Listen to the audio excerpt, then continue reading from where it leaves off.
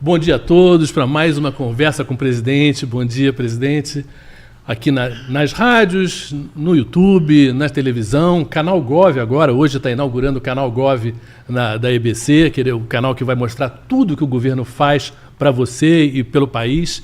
E estamos aqui nesse primeiro programa, e esse foi um final de semana especial, né? Um final de semana que você voltou um pouquinho para casa, né? Que é sempre uma coisa importante, você já tinha falado num outro programa, São Bernardo é a sua casa, né? E como é que foi lá o final de semana? Teve também a posse do Sindicato de Metalúrgicos, que de certa maneira também ia estar em casa para o senhor. Como é que foi, de certa maneira, um pouco relaxado esse final de semana? Olha, o show, toda vez que eu volto para São Bernardo, é realmente como se eu estivesse voltando para casa, não para minha casa, para casa de milhares de companheiros que têm uma história de vida construída comigo. Era a posse do Sindicato dos Metalúrgicos. O Sindicato dos Metalúrgicos de São Bernardo continua sendo uma referência no movimento sindical brasileiro. O companheiro Moisés tomou posse e eu fui lá, fui a Gleice, foi a Janja, foi alguns outros ministros. Uma festa muito bonita, muita emoção. Uhum. E a Maria Rita, que fez um show espetacular. Ou seja, depois que terminou a posse, a Maria Rita fez um show de 1h30, um belíssimo show, ela estava muito emocionada.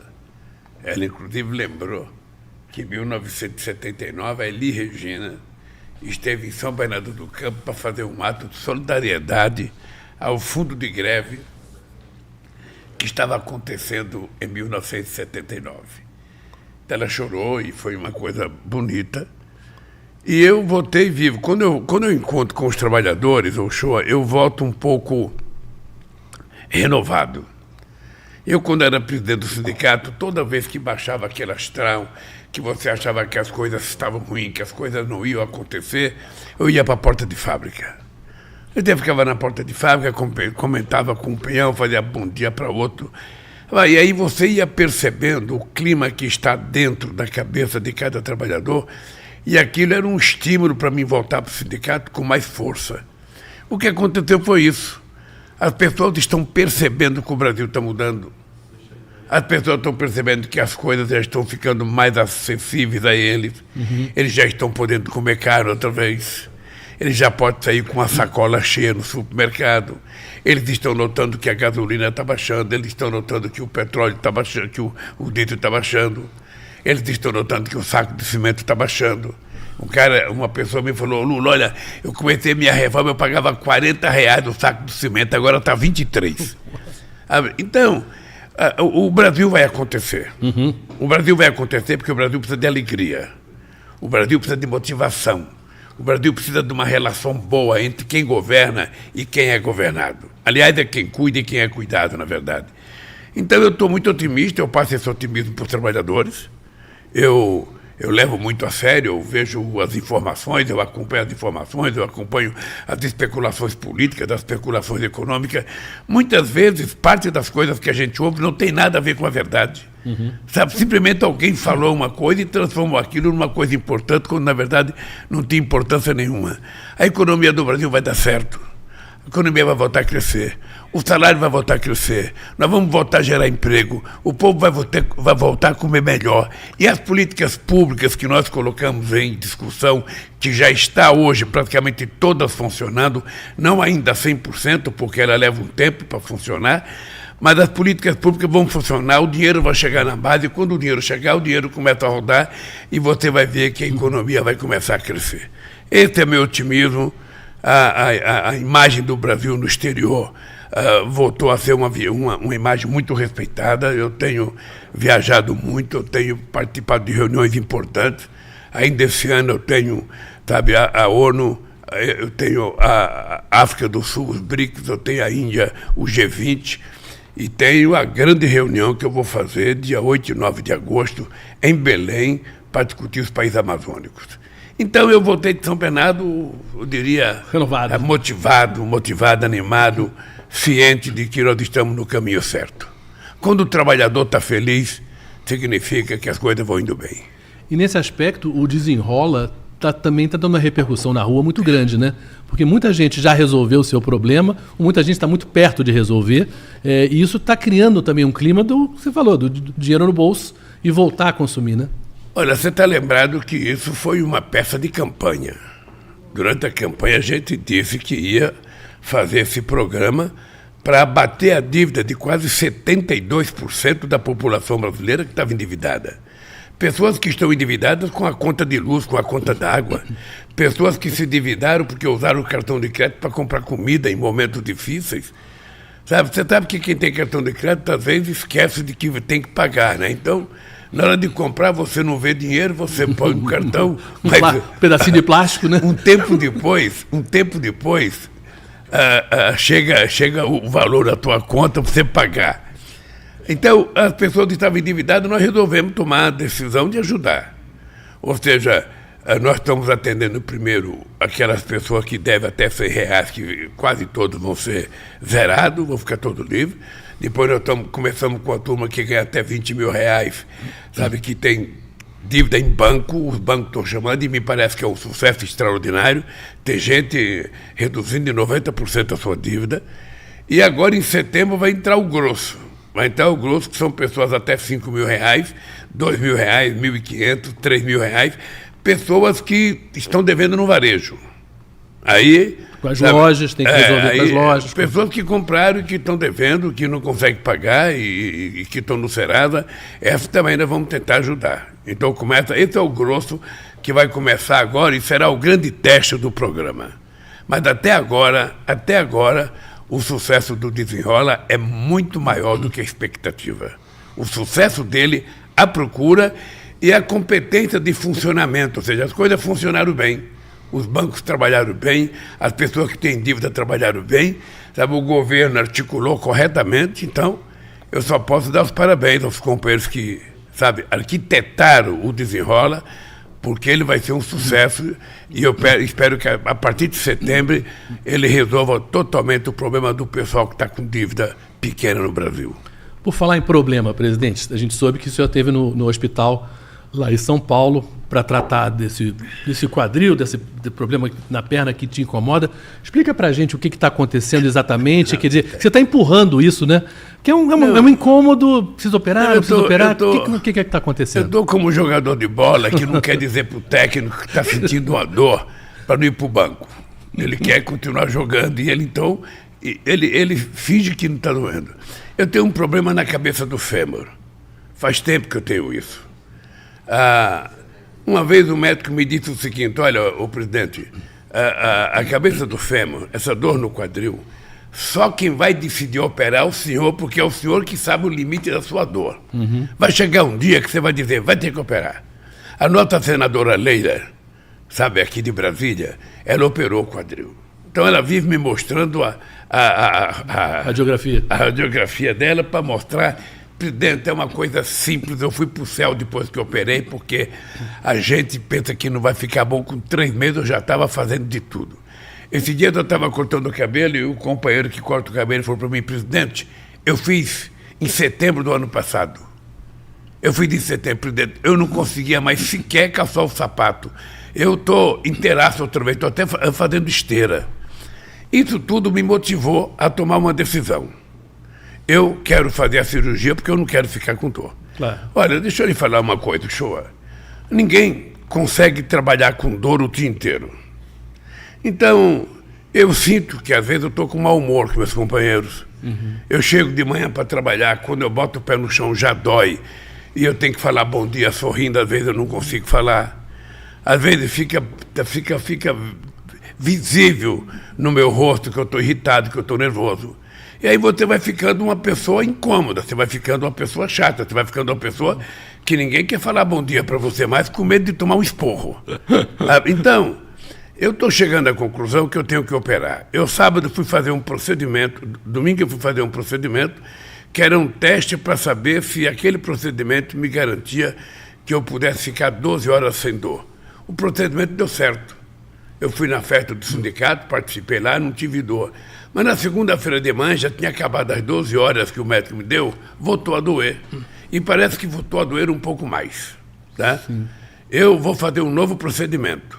Eu quero fazer um novo procedimento e estou me preparando para outubro. Estou me preparando fisicamente, vou fazer um regime mais duro, estou fazendo mais física, porque eu lamento muito não poder andar esteira. Eu adorava fazer esteira, e eu lamento não estou podendo fazer, então eu fico só fazendo, sabe, peso, fico fazendo braço, perna, peitoral, mas eu queria fazer parte aeróbica mesmo de andar, queria né? correr.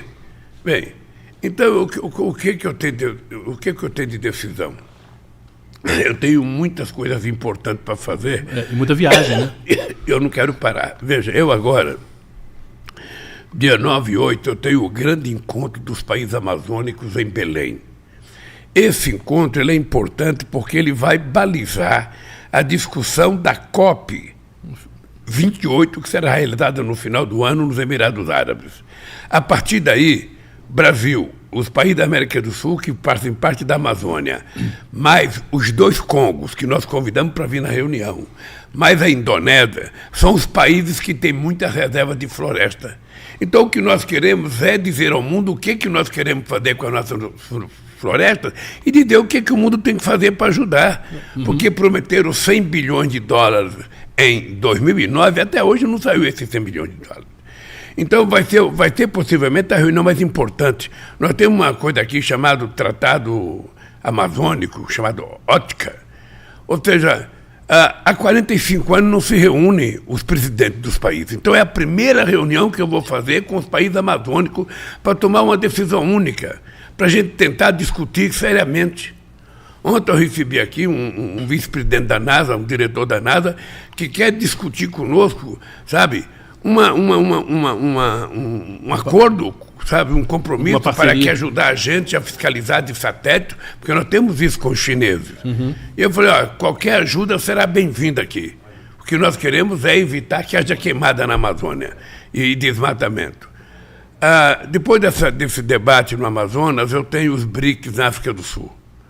É um BRICS importante e a gente ainda não sabe se o Putin vai ou não vai, porque tem uma condenação no Tribunal Internacional, que a África do Sul é signatária, e se o Putin for lá, pode ser que a justiça mande prender o Putin.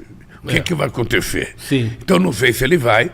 É uma reunião muito importante, eu tenho que estar presente. Depois eu tenho que estar presente numa outra reunião importante, que é o G20 na Índia. E o Brasil recebe a presidência do G20 para 2024. Então é extremamente importante essas reuniões, eu não quero faltar em nenhuma delas. Dia 17 de novembro, dia 19 de novembro, eu tenho que ir aos Estados Unidos na ONU, vou fazer o meu pronunciamento de abertura, e depois o companheiro Biden propôs um acordo entre eu e ele para fazer o lançamento de um programa de geração de empregos, lá na ONU também. Eu quero fazer, vamos preparar um documento para fazer com o Biden. Então, o seguinte, o que me sobra de tempo... É outubro. O que me sobra de tempo é outubro, sabe? Então eu tenho que tentar calcular bem para que no meio de outubro, se for isso que eu vou fazer, eu fazer a cirurgia, uma cirurgia razoavelmente rápida, sabe? 2h30, parece que você está pronto. O médico me disse sexta-feira que, dependendo, sabe, do meu estado físico, com 3 horas depois eu já posso estar dando os passinhos com o andador, sabe? E depois vai depender da minha disciplina de recuperação. Então eu vou fazer, enquanto eu estiver me recuperando, o Alckmin fica no comando, sabe, com total tranquilidade, que eu tenho total confiança no Alckmin, ele é um parceiro extraordinário, e o Brasil vai em frente, porque a engrenagem já está funcionando, sabe? Ou seja, quando você faz um motor muito grande, você testa ele com um motor pequeno. Na Vilares, quando a gente fazia navio de 12 metros de altura, motor de navio de 12 metros de altura, a gente fazia na Vilares, quando você ia testar eles, era um motorzinho pequeno que acionava o motorzão grande. Ou seja, então, as coisas começaram a funcionar, as políticas começaram a funcionar, as coisas começaram a engrenar. Sabe, universidade, sabe, pesquisa, instituto, tudo está funcionando, o Bolsa Família funcionando, o PA funcionando, a questão da segurança pública funcionando, a Polícia Federal funcionando, ou seja, as coisas estão indo, sabe?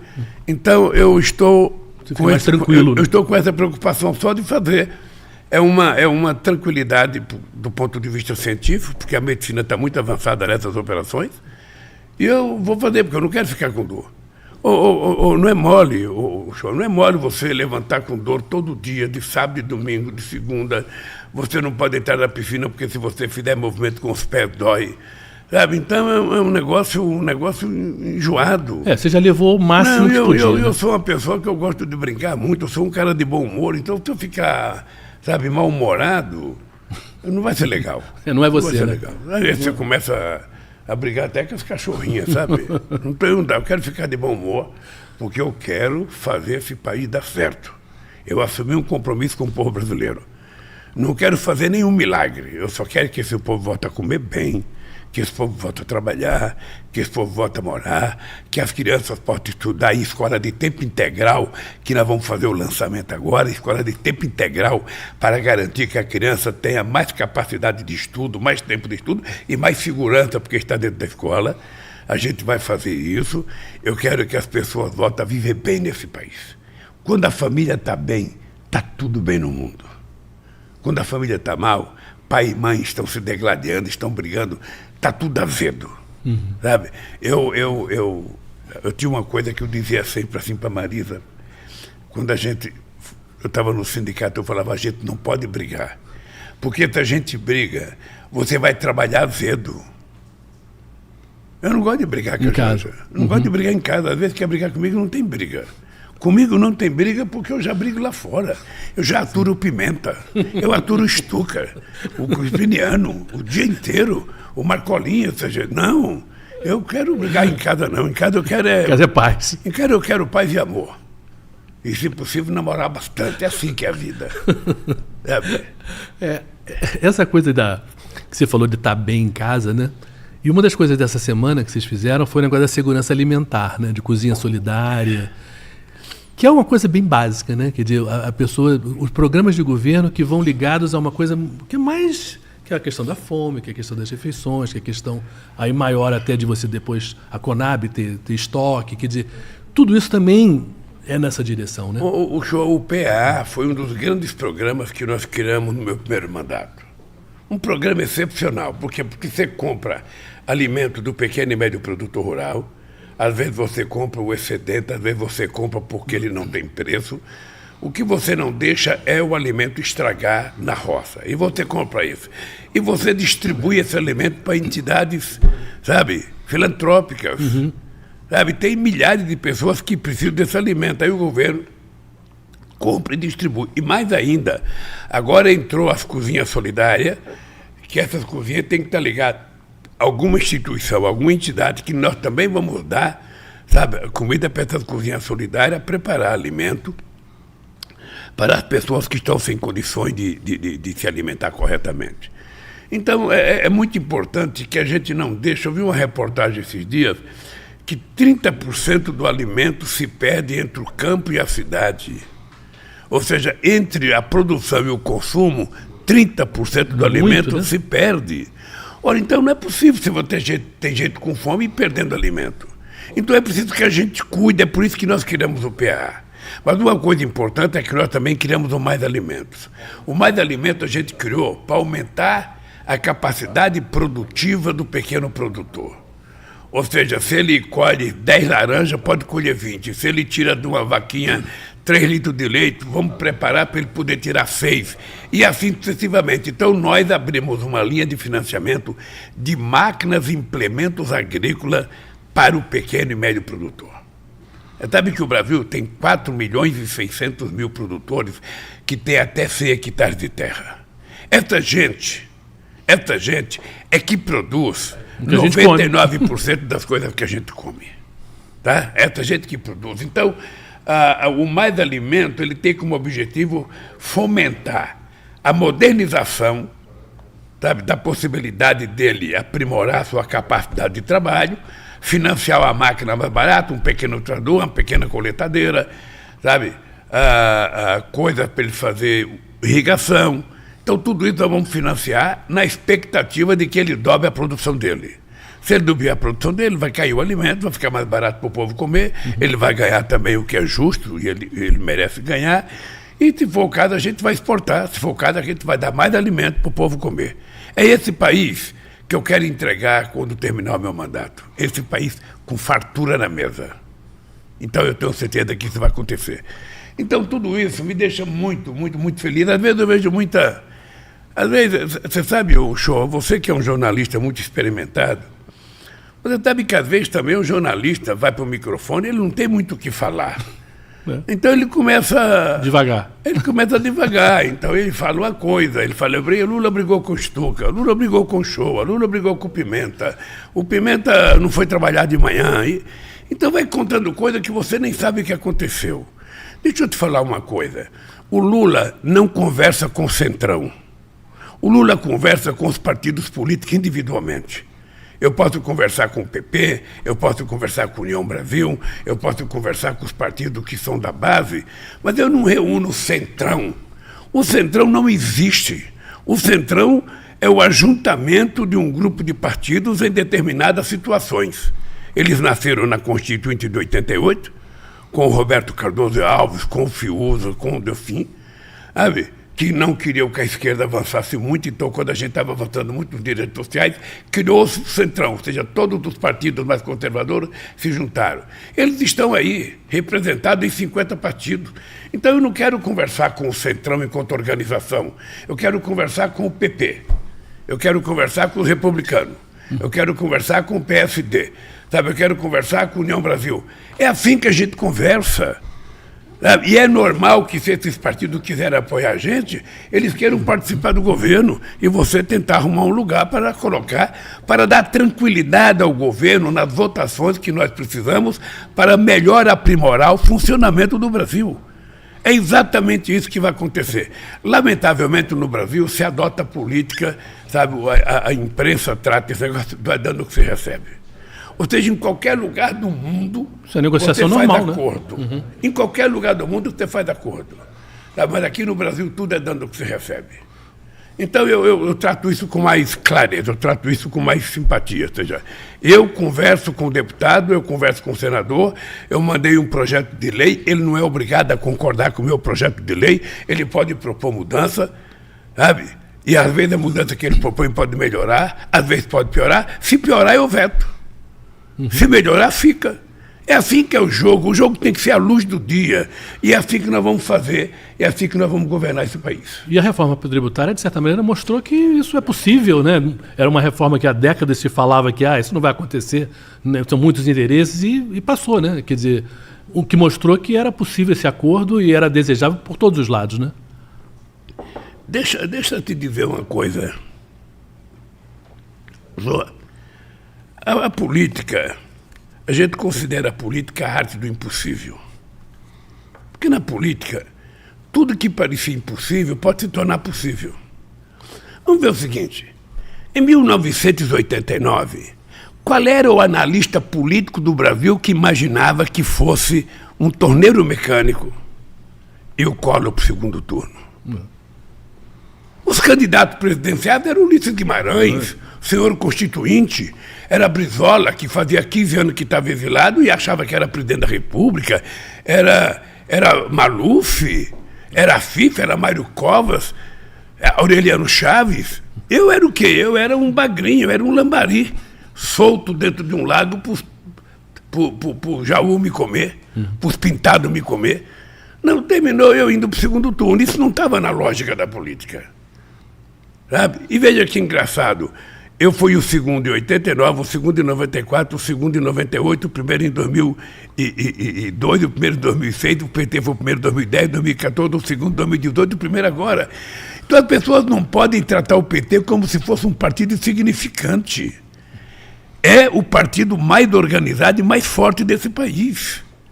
E por ser o mais organizado e mais forte, também é o mais alvo de crítica de todo mundo. Quem não é petista Natural. É contra petista. É que nem Flamengo. Quem não é Flamengo é contra o Flamengo. Quem não é Flamengo é incapaz de reconhecer que o Flamengo joga bem. Eu sou vascaíno, a Janja é flamenguista, a gente quebra o pau, sabe? Ela grita, ela fica nervosa. E o meu Vasco está muito ruim. Benza a Deus, o Vasco e o Corinthians, sei lá, ele é um benzedor, sabe? E o que nós estamos vendo? A política tributária parecia uma coisa impossível, sabe? E o Haddad foi costurando, o Crispiniano, o companheiro Guimarães, o companheiro Jacques Wagner, o companheiro Padilha, foram conversando ali, conversando ali, tem uma coisa a mais aqui, uma coisa a menos ali, você vai tirando, daqui a pouco tem um formato de uma política tributária aprovada que tem como objetivo baratear a quantidade de imposto, diminuir, sabe, tipificar com coisas menos burocráticas, e fazer com que a gente, cobrando menos, arrecade mais, porque todo mundo vai ser obrigado a pagar. Então, se isso der certo, é um bem para o Brasil, não é um bem para o Lula, que já está com 77 anos, é um bem para quem nasceu agora. É um bem para o meu bisneto, para a minha bisneta, sabe? É isso que está acontecendo no Congresso Nacional. Eu tenho conversado com o Pacheco, eu tenho conversado com o Lira, eu tenho conversado com os líderes. Ora, o que eu sinto, na verdade, é que as pessoas estão com muita boa vontade de fazer as coisas acontecer. O que eu sinto é isso. Sabe? E é direito das pessoas quererem fazer acontecer e falar o seguinte: olha, eu estou a fim de participar do governo. Para participar do governo, você pode ter um ministério. Agora, não é o partido que quer vir para o governo que escolhe o ministério. Quem escolhe o ministério é o presidente da República. Quem indica o ministério é o presidente da República. Quem oferece o ministério é o presidente da República. E eu acho plenamente possível. Nós vamos discutir isso nesses próximos dias. Não estou preocupado, ainda não fiz nenhuma conversa com ninguém. Eu vejo todo dia boato. Lula conversou com não sei quem, Lula chamou não sei quem, Lula... Não conversei com ninguém. Por favor, se tiverem que falar de mim, fala o seguinte: o presidente não conversou com ninguém. Se tiver gente falando que conversou com o presidente, é mentira. É mentira. Quando eu conversar, eu terei todo interesse, que a imprensa saiba, porque não tem conversa sigilosa na minha vida política. E não tem por que esconder, quer dizer, é uma coisa que é pro bem do Brasil, quer dizer, não tem por que teria.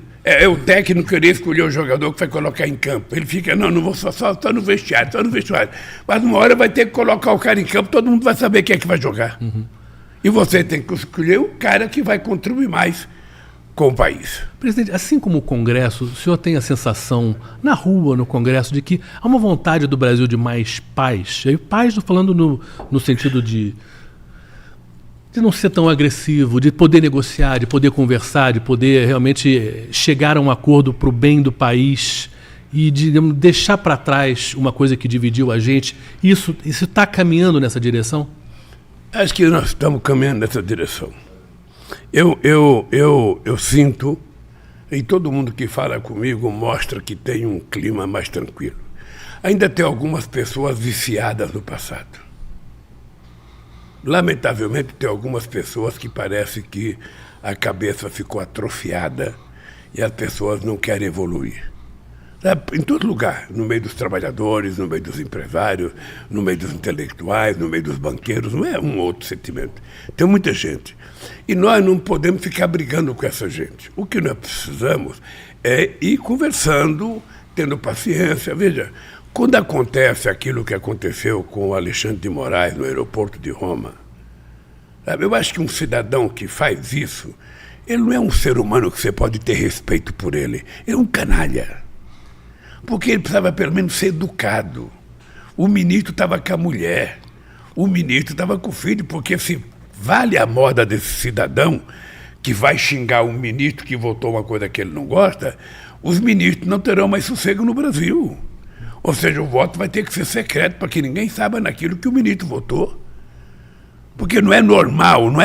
Eu tenho 77 anos, fiz oposição 50, eu nunca xinguei uma pessoa no aeroporto. Se tivesse lá o meu pior inimigo eleitoral, eu cumprimentava ele e ia sentar noutra mesa. Qual é o direito do cidadão achar que ele pode xingar, que ele pode ofender, que ele pode bater numa criança, que ele pode dar um tapa no rosto de uma criança, que ele pode chamar alguém de ladrão sem nenhuma prova? Sabe? Toda vez, o senhor pode guardar na tua cabeça, pode guardar. Toda vez que você entrar num lugar que alguém te provocar, esse alguém é um 71.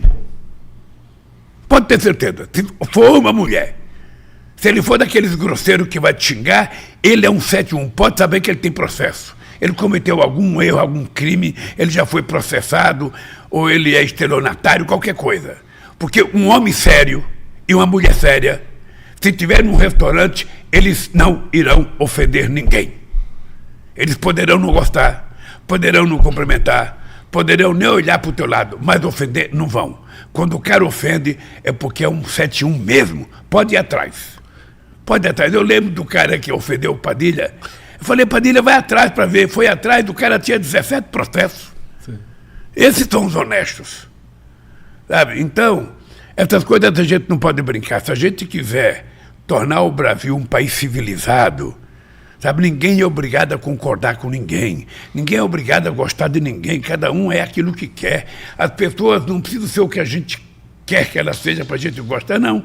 As pessoas são como elas são, você gosta ou não. A única coisa que eu peço é o seguinte, vamos nos respeitar. Vamos viver de forma civilizada. Porque, afinal de contas, nós somos tidos como o único animal inteligente, e a inteligência não pode ser usada para irracionalidade. É isso que eu peço ao povo brasileiro. Presidente, nessa direção, o que passou, o Flávio Dino passou agora em relação à questão do armamento, né, de ter um maior controle, diminuir o número de armas no Brasil, e essa coisa que estava louca, estava aberta para todo, gente comprando 60 armas como se fosse um exército particular. Isso também é muito importante, né? Porque... Olha, o show é extremamente importante. Veja, tinha uma confusão, se pode utilizar arma, se pode liberar CAC, se pode liberar... Não, eu acho que nós temos que ter claro o seguinte, por que o cidadão quer uma pistola 9mm? Por que ele quer? O que ele vai fazer com essa arma? Vai fazer coleção? Vai brincar de tiro? Porque, no fundo, esse decreto de liberação de arma que o presidente anterior fez era para agradar o crime organizado. Porque quem consegue comprar é o crime organizado e gente que tem dinheiro. Pobre trabalhador não está conseguindo comprar comida, não está conseguindo comprar o material escolar do seu filho, não está conseguindo colocar um brinquedo que o moleque precisa no Natal. Então como é que as pessoas que trabalham vão comprar fuzil, vão comprar rifle, vão comprar 10 pistolas, 12 pistolas, 15 pistolas? Que diabo é isso? As pessoas querem comprar carne, as pessoas querem comprar óleo, querem comprar cebola, querem comprar, sabe, coisa para comer, as pessoas querem comprar coisa para escrever, querem comprar livro, as pessoas não querem violência. Então tem uma meia dúzia aí de pessoas que querem, não, vamos abrir. Eu, sinceramente, eu não acho que o empresário que tem um lugar de praticar tiro é empresário. Eu, sinceramente, não acho. Eu já disse para o Flávio Dino, nós temos que fechar quase todos, só deixar aberto aqueles que são da polícia militar e do exército, ou da polícia civil.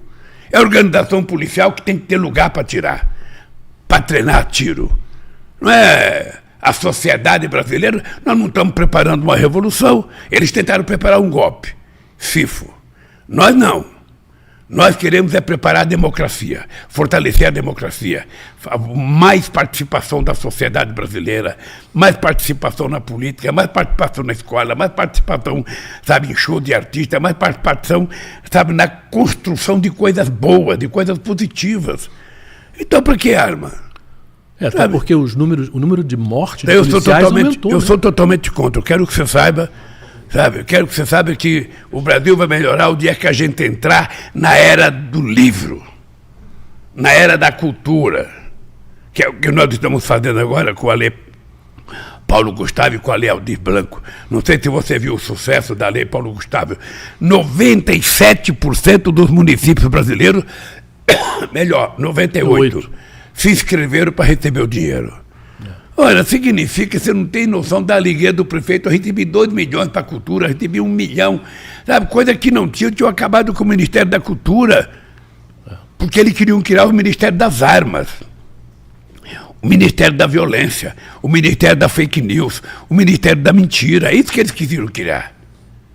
E nós não, nós queremos fazer com que o povo brasileiro volte efetivamente a ser feliz. E tranquilo, não tem nada melhor do que um pai pegar no braço do seu filho, da sua esposa e passear de sábado à tarde, de domingo à tarde, sem nenhuma preocupação com violência. Então, esse país vai ser construído, querido. E eu tenho certeza que você será, sabe, co-participante e co-feitor desse país. Porque nós precisamos juntar as pessoas boas, as pessoas de coração, as pessoas solidárias. Ontem eu estava conversando com as pessoas, sabe o que as pessoas diziam? Ô Lula, no apartamento que eu moro, as pessoas não se cumprimentam no elevador. Aí outra pessoa fala, no meu também não cumprimenta. Ô, gente, a gente entra no elevador, 3, 4 pessoas, arriscado aquele elevador dá um quebra, a gente fica preso lá dentro e as pessoas não se cumprimentam. Um amigo meu falou assim para mim, ó Lula, eu moro num lugar que tem uma senhora que mora sozinha no apartamento da frente. Essa mulher nunca me cumprimentou. Ela não sabe que se tiver um problema, eu serei o primeiro médico dela, eu serei o primeiro enfermeiro dela, eu serei o primeiro motorista dela. Porque se eu estiver em casa e ela tiver um problema, eu vou cuidar dela. Mas ela não fala bom dia para mim. Nunca falou bom dia. Sabe? Então eu não sei o que eu faço. Capaz dela ficar mal, eu correr atrás dela, ela não querer que eu atenda ela. Então, o que eu peço para as pessoas? Gente, a gente não é obrigado a estar no mesmo partido. A gente não é obrigado a estar na mesma igreja. A gente não é obrigado a torcer para o mesmo time. O que a gente é obrigado é ser humanista. É gostar de gente, é gostar do próximo, é ser educado, é ser respeitoso. É bem isso que a gente pede. Sabe, estender a mão para a pessoa que está precisando de alguma coisa. Sabe, então, é esse mundo que nós precisamos construir. Eu sempre digo que o ser humano aprendeu a viver em comunidade. Né? Quando um ficava doente, todo mundo ia atrás, todo mundo ia visitar, todo mundo ia tentar ajudar. Hoje, nós estamos cada vez mais trancados dentro de casa, cada vez mais isolados, cada vez, sabe, não se convida mais parente para aniversário. Se o parente for pobre, então está fora da lista. Você não convida mais parente para aniversário, para casamento, para nada.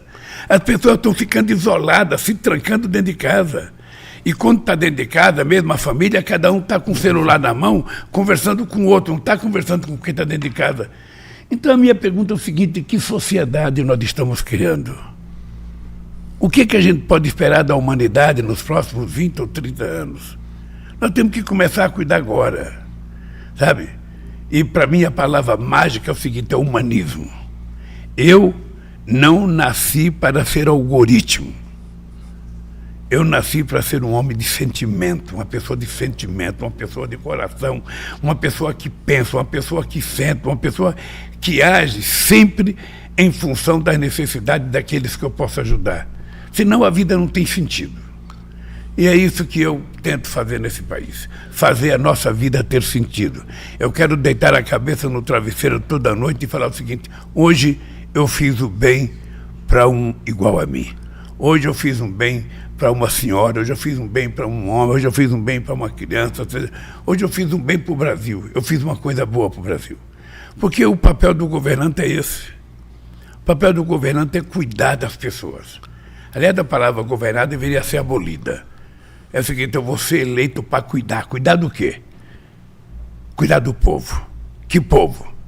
Porque tem um povo que não precisa que você cuide. Banqueiro não precisa que você cuide. Você precisa cuidar daquelas pessoas que trabalham, que pagam imposto de renda, aquelas pessoas que estão desempregadas, aquelas pessoas que estão sem casa. É essas pessoas que precisam da figura do Estado. E é para esses que nós voltamos a governar. A classe média baixa, sabe fazer ela ganhar um pouco mais, diminuir o pagamento de imposto de renda dela, porque até o final do meu mandato, quem ganha até 5 mil não vai pagar imposto de renda. Escuta o que eu estou falando. Até o fim do meu mandato, quem ganhar 5 mil reais não vai pagar imposto de renda, porque não é possível. O cara ganha 5 mil, paga 2 de aluguel, gasta 2 com comida e ainda vai pagar imposto de renda? Não, quem tem que pagar imposto de renda é quem é rico, quem vive de dividendo, quem sonega. Não é o povo trabalhador. Então, Shoa, esse é o meu otimismo, esse é o meu compromisso, e é por isso que eu estou aqui. E é por isso que eu vou fazer a minha cirurgia, se eu precisar fazer, para ficar inteiraço. Porque eu tenho que andar muito esse Brasil, cara. Eu tenho que andar muito esse Brasil para a gente poder levantar a moral da tropa. Presidente, então, para encerrar, essa volta, essa cordialidade, essa paz, essa alegria que você prega, você viveu um pouquinho, né, ontem, né, com a Seleção Brasileira Feminina. Você juntou um timaço de mulheres aqui, né? A Janja estava, as ministras estavam, enfim. Foi uma alegria, né? 4-0 foi uma coisa já boa, esse é um bom começo pra gente. Né? Eu senti só meio tempo que era muita mulher e eu sozinho de homem, eu resolvi me mancar. Mas veja, só para você saber uma coisa, das 17 jogadoras que foram convocadas para a seleção, que estão lá, 17 recebe, das 23, 17 recebe Bolsa Atleta. Tá? Só para você ter ideia. Hoje o Bolsa Atleta tem 7.887 atletas inscritos recebendo uma certa quantia de dinheiro que é variável. Nós criamos esse programa em 2004. Então, por que a gente criou o Bolsa Atleta? Porque as pessoas só conseguem sobreviver, sabe, do esporte quando ela fica famosa. Sim. Se ela ganhar um campeonato de surf, ela fica famosa, vai ganhar publicidade. Se ela ganha de boxe, se ela ganha...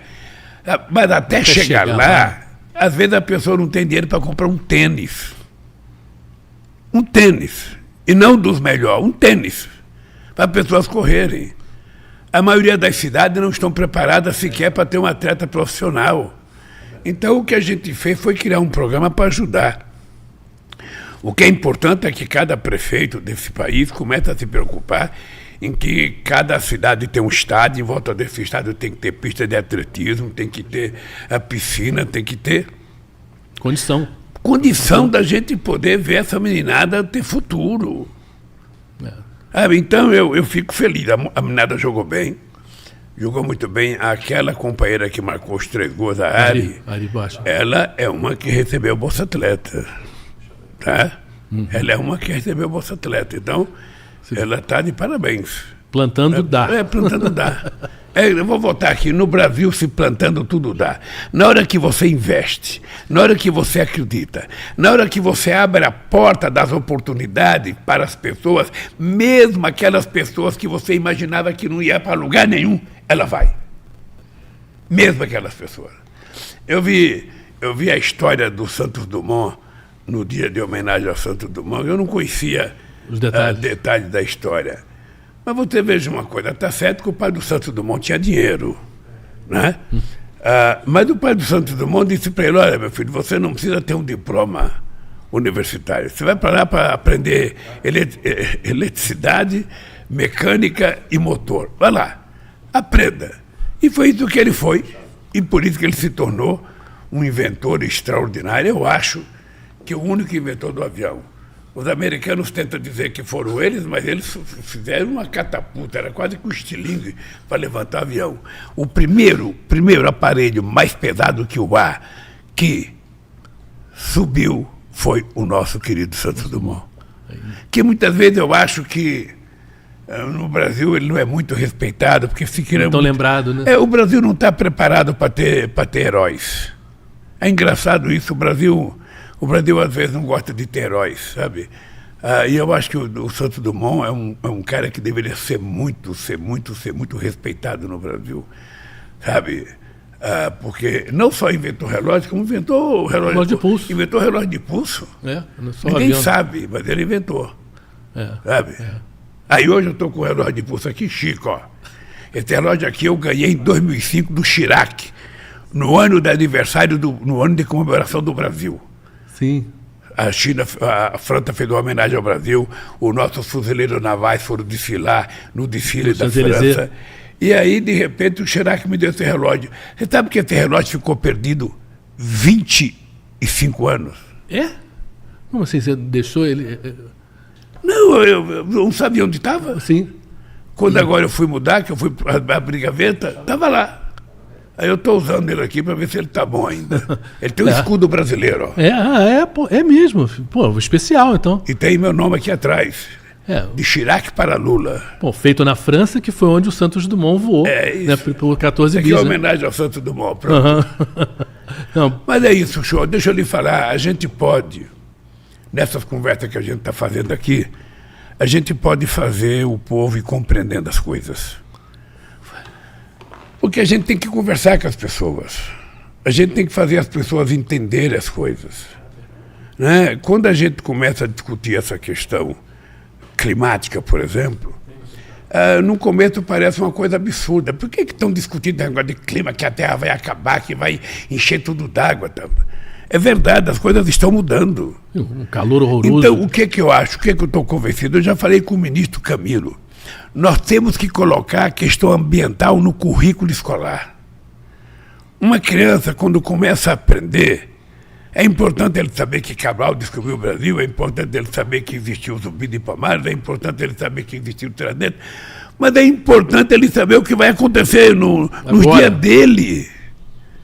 É importante ele chegar em casa e falar para a mãe dele, você não está fazendo coleta seletiva do lixo, precisa colocar o lixo correto. Sabe? Ô pai, você não pode fazer isso de errado. Você não pode ficar cortando uma árvore.